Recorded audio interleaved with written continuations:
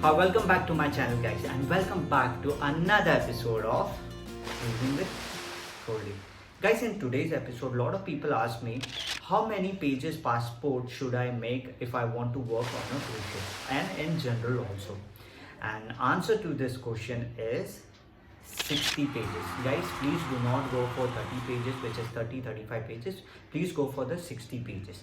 The reason I'm saying go for the 60 pages, especially if you're working on a cruise ship, because you'll be traveling a lot. And sometimes what happens, the country like Germany, Russia, Singapore, whenever your ship is docked and you're going out, so they will stamp your passport. So the one page is gone.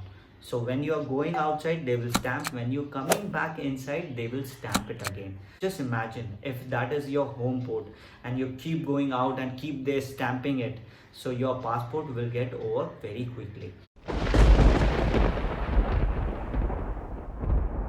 In fact, if you go for a 30 pages passport, the cost is 1500. But if you go for 60 pages, the cost will be 2000. It's 500 rupees more, guys.